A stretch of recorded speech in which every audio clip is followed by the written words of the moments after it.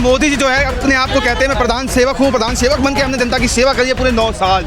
वो प्रधान सेवक नहीं, वो संघ का सेवक है। और संघ का सेवक का मतलब समझे, संघ वो है जो देश के अंदर तमाम वो धार्मिक उन्माद फैलाने का कार्य कर रहा है। उस संघ का सेवक है जो भाई को भाई से लड़वाने का काम कर रहा है, वो उसका सेवक है। वो उसका सेवक है जो देश का जो मान और सम्मान है उसका अपमान करने का काम करे। आपको बताइए, देश का संविधान का रचयिता करने वाले बाबा साहब अम्बेडकर, उनको आज देश के अंदर ही आपने एक समुदाय, एक पंथ का नेता मानकर रख लिया। लेकिन आप जब विदेश में जाते हो तो उसी बाबा साहब के नाम पर आप जय जयकार लगवाते हो। तो आपकी ये बताइए, जिस संविधान को आत्मा कहा गया सदन के अंदर, उसी संविधान की हत्या करते हो। आप ये बताइए, राष्ट्रपति का जब उद्घाटन या शिलान्यास हुआ तो राष्ट्रपति को बुलाना चाहिए था या सदन का जो मुखिया जो नहीं है उसको बुलाना चाहिए?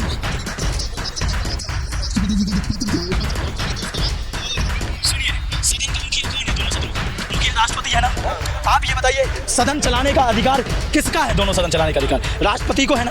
फाइनल जो अध्यादेश होता है राष्ट्रपति के माध्यम से ही होता है ना। लेकिन आप राष्ट्रपति को अपमान करोगे तो इसका मतलब क्या है?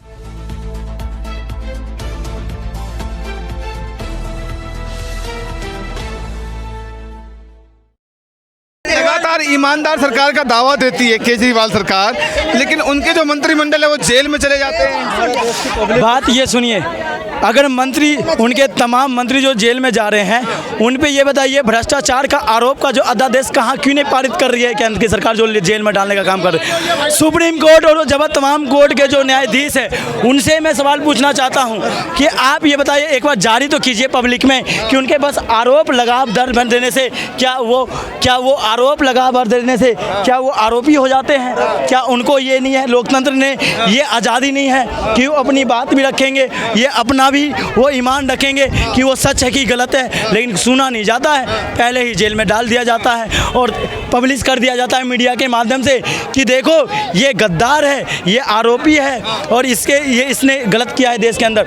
लेकिन जब केंद्र सरकार की बात आती है तो उन तमाम मीडिया वालों की चुप्पी सज जाती है। तो ये किस तरह से दोहरी नीति चल रही है मीडियाओं की देश की जनता के बीच में और तमाम सरकारों के बीच में, ये सवाल या निशान उठता है। मोदी सरकार का देश हित में काम नहीं करे जो आप जैसे लोग आके विरोध कर। बताइए, किस मोदी सरकार की बात करते हो? उनके तमाम राज्य में सरकार चली जाती है लेकिन नोट के बल पे सरकार ले जाता है उसको। आपके तो लोकतंत्र जीवित है या क्या तो मोदी की सरकार है? आप ये बताइए, भारतीय जनता पार्टी के उन तमाम राज्यों में क्या दुर्दशा हुई है? महाराष्ट्र के अंदर हुई लेकिन उन्होंने क्या कर लिया था, विधायक कर लिया था। कर्नाटक के अंदर हुई थी लेकिन कर्नाटक की जनता ने जवाब दे दिया था। आप ये बताइए, दिल्ली की जनता दिल्ली में करने वाले थे लेकिन दिल्ली की जनता ने मुंह तोड़ जवाब दे दिया। और ये जो आज जो आप देख रहे हैं लाखों भीड़ जो सड़कों पे उतरी है इतनी गर्मी में, ये मोदी के खिलाफत के साथ साथ इस तानाशाही की जो रणनीति है और राजनीति है, जो लोकतंत्र है, संविधान है, उनके बचाने के लिए है। ये तिरंगा को बचाने के लिए यहाँ खड़े हुए हैं। ये आज जो सदन की जो आवाज़ है, जो मर्डर ऑफ डेमोक्रेसी है, उनके लिए यहाँ खड़े हुए हैं। आप एक तरफ तो भारत माता कहते हो लेकिन आप दूसरी तरफ भारत माता की आंचल को धूमिल करने का कार्य भी करते हो। आप ये बताइए, दिल्ली के अंदर वो तमाम घटनाएं हो जाती है लेकिन दिल्ली पुलिस की चुप्पी सज जाती है, गृह मंत्रालय की चुप्पी सज जाती है और भारतीय जनता पार्टी और तमाम जो उनके मंत्री हैं उनके जवाब तक नहीं आते हैं। आप ये बताइए, जो अध्यादेश लाकर क्या साबित करना चाहते हो? आप अध्यादेश लाकर आप जनता की आवाज़ को ही तो दबा रहे हो। आप जनता ने अगर दिल्ली की सरकार को चुना है तो जवाबदेही दिल्ली की सरकार की है। आप दखल करके आपका दखलबाजी करने का किसने अधिकार दिया है दिल्ली की सरकार में?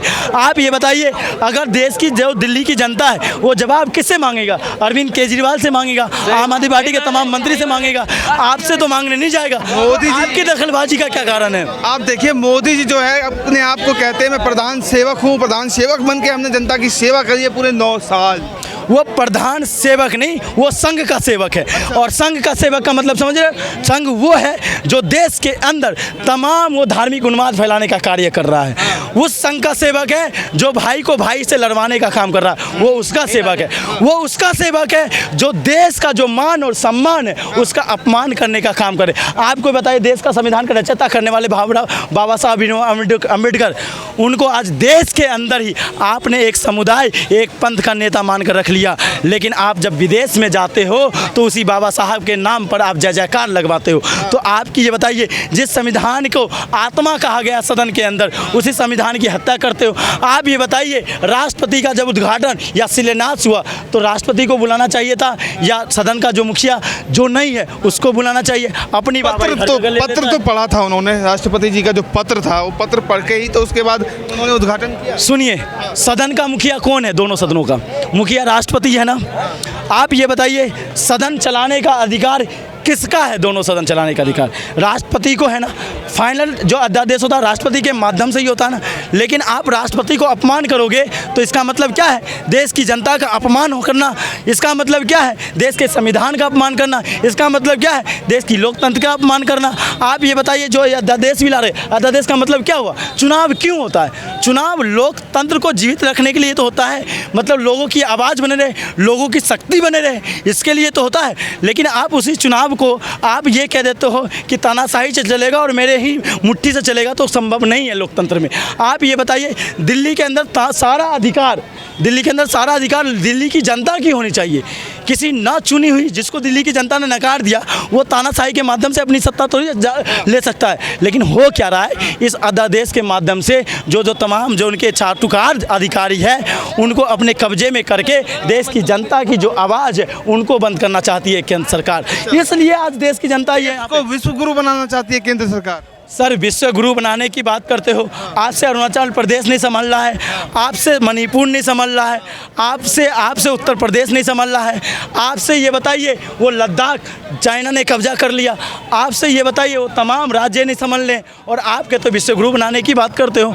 आप ये बताइए उसी विदेशों में आपकी किरकिरी होती है, आप विश्व गुरु बनाने की बात करते हो। अरे विश्व गुरु तो तब था जब राष्ट्रपति किसी बिना कंडीशन के आपके साथ खड़ा था, मैंने रसिया और वो तमाम जो संघ थे। लेकिन आज तो आप रसिया भी आपसे पूछे हट के चाइना और पाकिस्तान के साथ चला गया। अध्यादेश के विरोध में जो है प्रदर्शन हो रहा है, आज केजरीवाल जी कर रहे हैं, महा रैली कर रहे हैं, तो क्या लग रहा है ये वापस होगा? वापस होना चाहिए अगर लोकतंत्र को जिंदा रखना है तो। ये तमाम विपक्ष की आवाज़ों को बंद करने के बजाय आप ये बताइए लोगों की आवाज़ कम से कम तो जीवित रखिए। आप मैं मान लिया आपने विपक्षी आवाज़ तो बंद कर ही दिया, क्योंकि पहली बार देश के इतिहास में हुआ है कि सदन के बाहर 2500 सैनिकों को इकट्ठा कर दिया गया उनके चुने हुए प्रतिनिधि को गिरफ्तार करने के लिए। उनका यही गलती थी कि उन्होंने देश की जनता की आवाज़ को सदन के अंदर उठाया था। लेकिन अब ये देश की जनता ये समझ गया है, संभल गया है, सुधर गया है और जान गया है कि अगर चलेगा तो शिक्षा के माध्यम से चलेगा, अगर देश चलेगा स्वास्थ्य से चलेगा, देश चलेगा तो मानवाधिकार से चलेगा और लोगों की आवाज़ से चलेगा।